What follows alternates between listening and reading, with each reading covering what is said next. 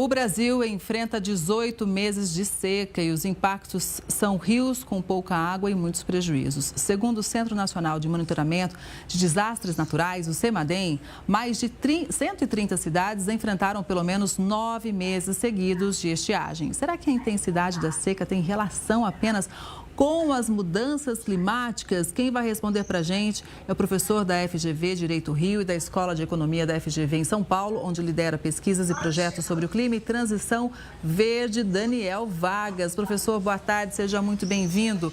Minha pergunta inicial é a seguinte: qual é a nossa responsabilidade diante disso tudo, hein? Bom, Kelly, muito obrigado pelo convite, é um prazer voltar a falar com vocês. E nós sabemos que o Brasil, no último ano, viveu um dos momentos mais críticos dos anos recentes, com a seca muito prolongada que afetou mais de uma centena de cidades, a maior parte delas afetadas de forma mais grave na região norte, o que gera uma série de consequências não apenas ambientais, dada a mudança da média da temperatura, a falta de água, de umidade, mas também dos transportes, da economia e muitas vezes para a saúde das pessoas. Existe um fator que é o mais imediato, que vem à cabeça sempre que a gente fala desses fenômenos extremos ou raros, que é a mudança climática e os efeitos que isso gera sobre todos nós. Mas nós sabemos que esse fenômeno da mudança do clima, com grande frequência, vem associado a uma série de outras dinâmicas, entre elas as queimadas mais frequentes que têm acontecido na região, o que também acentuam emissões de gases de efeito estufa e acentuam o aumento de temperatura e a seca, mas também o desmatamento de forma geral, em particular na Amazônia brasileira. Então é esse combo que combina, de um lado, fenômenos naturais fora do nosso controle imediato, com fenômenos que são resultados da ação humana, que se juntam para provocar essas consequências que nós estamos vendo e assistindo no Brasil. Pois é, a gente falou no primeiro bloco, né, professor, das chuvas que vêm com o verão causando muitos prejuízos. Mas no balanço geral, a gente vê que, na verdade, a seca e as altas temperaturas também impactaram muitos municípios e também causaram muitos prejuízos, né?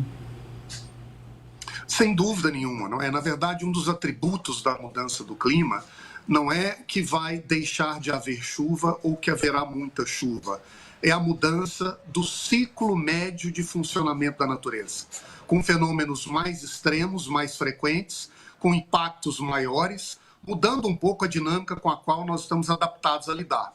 Então, nós sabemos que, eventualmente, chuvas fortes acontecem, ou períodos de seca mais extensas também acontecem. Agora, quando estes fenômenos acontecem numa extensão ou gravidade maior, isso foge um pouco do que é mais comum da natureza, olhando por um passado e com dados históricos acumulados. E é nesse momento em que a gente identifica que há um problema que parece ser maior do que simplesmente uma volatilidade natural do ciclo da natureza, com as consequências que isso traz para a economia, para a saúde, para a sociedade como um todo. Pois é, e aí quem mora em uma área que não foi tão atingida pode pensar, tá, mas como que eu sou afetado? As altas temperaturas realmente pesam no nosso bolso também. Um cafezinho, por exemplo, é uma prova disso, aquele cafezinho do nosso dia a dia.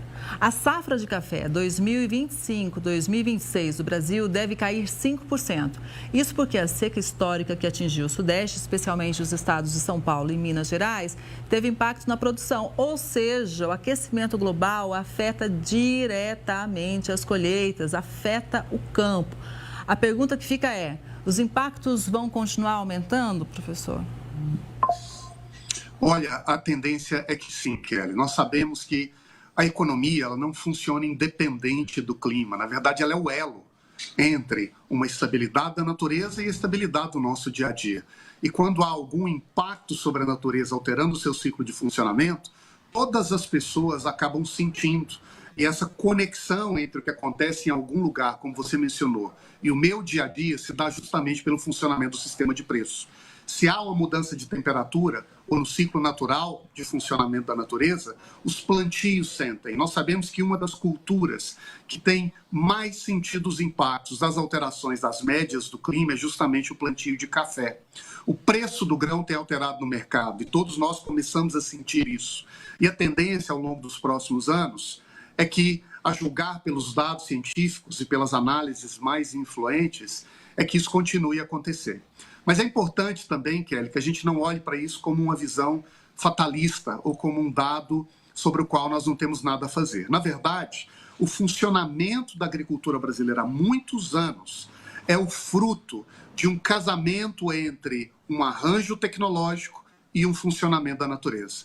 É essa capacidade da engenhosidade humana de desenvolver conhecimento técnico científico que nos permite produzir com um certo grau de produtividade. O que os dados da natureza agora provocam é um novo desafio para nós, para aprimorar, para avançar nesse nosso emaranhado tecnológico, na nossa capacidade de compreender e lidar com a natureza, para que a nossa produção consiga manter a sua produtividade em um ambiente em que as mudanças climáticas tendem a se tornar cada vez mais parte natural do nosso dia a dia.